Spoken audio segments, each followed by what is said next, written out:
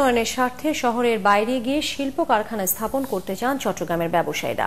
এক্ষেত্রে সরকারকে বিদেশি উদ্যোক্তাদের মতো নগরীর বাইরে দেশীয় উদ্যোক্তাদের জন্য পৃথক শিল্পজোন স্থাপনে এগিয়ে আসতে হবে। বিরাজমান সমস্যা সংকট পরিস্থিতি থেকে উত্তরণে সরকারিভাবে উদ্যোগ নেওয়া না হলে আগ্রহ হারিয়ে ফেলবে নতুন উদ্যোক্তারা। বাসুদেবের ক্যামেরায় চট্টগ্রাম ব্যুরো চিফ অনিন্দ টিটোর ৩ পর্বের ধারাবাহিকের আজ দেখুন শেষ পর্ব। চট্টগ্রামে জমির উচ্চমূল্য, অবকাঠামোগত সমস্যা, গ্যাস বিদ্যুতের অভাবে শহরের বাইরে গিয়ে শিল্প কারখানা স্থাপন করতে পারছেন না ব্যবসায়ীরা। তারা বলছেন, সরকারিভাবে এসব সুযোগ সুবিধা নিশ্চিত করায় ঢাকা শহরের বাইরে শিল্প এলাকায় বিস্তৃত হয়েছে আশুলিয়া, সাভার, টঙ্গীর গণ্ডি ছাড়িয়ে ময়মনসিংহ পর্যন্ত। 100 একর জায়গা কিনেন, সেখানে আপনার ধরেন 50 কোটি টাকা চলে যায়। এই 50 কোটি টাকা দিলে তাহলে আপনি ইন্ডাস্ট্রি করবেন কেমন? Building, machinery, running capital. এখন যাওয়া যায় কোথায়? আনোয়ারাতে যাওয়া যায়, পটিয়াতে যাওয়া যায়, হাটহাজারে যাওয়া যায়, সীতাকুণ্ড যাওয়া যায়।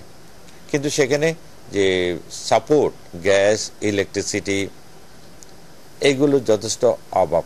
ব্যবসায়ীরা বলছেন, বিদেশি উদ্যোক্তাদের জন্য সরকারি উদ্যোগে সব ধরনের সুযোগ সুবিধা দিয়ে শহরের বাইরে পৃথক শিল্পজোন স্থাপন করতে পারলে দেশীয় উদ্যোক্তাদের জন্য কেন সম্ভব হবে না?